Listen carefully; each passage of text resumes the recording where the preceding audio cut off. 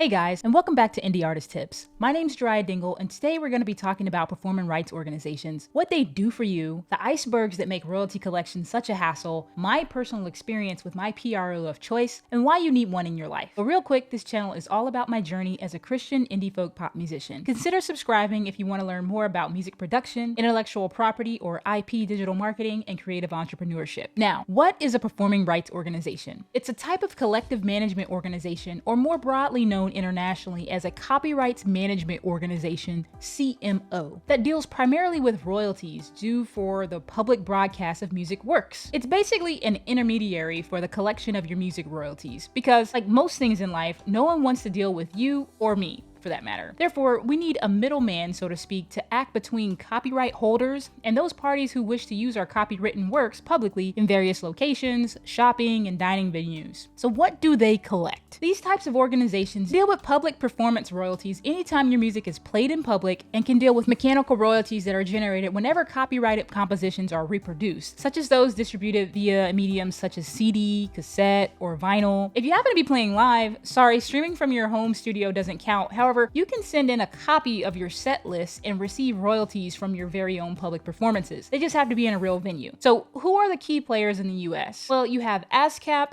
BMI, and CSAC. ASCAP, or the American Society of Composers, Authors, and Publishers, was founded back in 1914. It was the first PRO in America, and it was started by composers, songwriters, and publishers. They also have agreements with 83 foreign PROs, so if your music is played overseas, there is a high likelihood you will receive the royalties from those plays too. Now, BMI, that's the Broadcast Music Incorporated, and that was founded in 1939. It was started by members of the Broadcasting Society, and they have agreements with 93 foreign PROs as of 2019, and that's 10 more than ASCAP if that's something that's important to you. CSAC, now that was originally the Society of European Stage Authors and Composers. That is a for-profit performance rights organization in the United States. It's an exclusive by invite only PRO, so don't worry about that one unless you've really hit it big. Then maybe you can make a YouTube video and tell us all about them. So how much does this cost? If you're not familiar, I'll dive deeper into it in another video. However, there are two sets of royalties associated with every song. You have the songwriter royalties, and then you have the publishing royalties. If you don't have a publishing deal, which is the case for most indie musicians just starting out, you likely own your own publishing. Now, ASCAP requires you to pay a separate fee to register as a songwriter and a publisher, even though you'll be collecting them both. They charge a one-time $50 registration fee for writers and the same for publishers. They pay out quarterly and offer direct deposit, but you need to have built up at least $100 in royalties before it will pay out direct deposit. They also pay their writers and publishers at varying times, which makes it difficult if you run your own publishing to balance your books accordingly. You also have to sign an agreement that constantly references their articles of association, which unfortunately are subject to change, so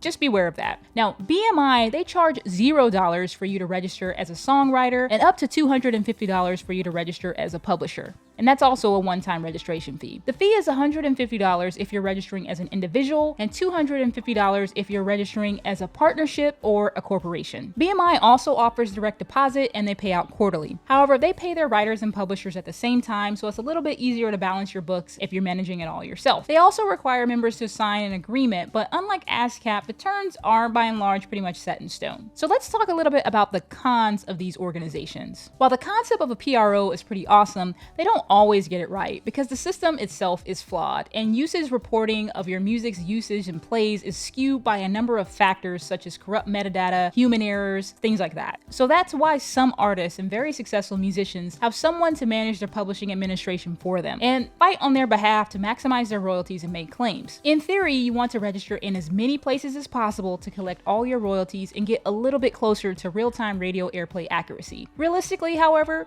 you can only track so much, and you may end up doing much of the heavy lifting in the early stages of your musical career. You can also integrate yourself even more in the process by starting your own publishing company or registering with an organization like Songtrust for publishing administration. But more on that and the pros and cons of that approach in a future video. So why should you care about any of this? Well, PROs do more than just collect royalties on your behalf, and that's not all your royalties, some of which you'll need a publisher or other CMO to deal with. They also license the use of the rights they manage to music users. They monitor the license use of your content in order to enforce the license's conditions, and they also collect and distribute royalties payable as a result of authorized use. Just think your radio stations pay one blanket fee to license all the music, and then they're supposed to report their plays to these organizations. So you kind of need one. But as in most things in this industry, don't spend too much time fretting over which one you would like to pick. Decide what's right for you, get started, and move on. Personally, I went with BMI, but don't sweat it too much. I'll leave a link to a freemium in the description if you'd like to learn more about the PROs. My name is Geryah Dingle. Please don't forget to subscribe for more tips to help you in your personal journey. There's also links in the description if you would like to check out my latest music. Until next time, continue using your talents for good. Sometimes I get alone.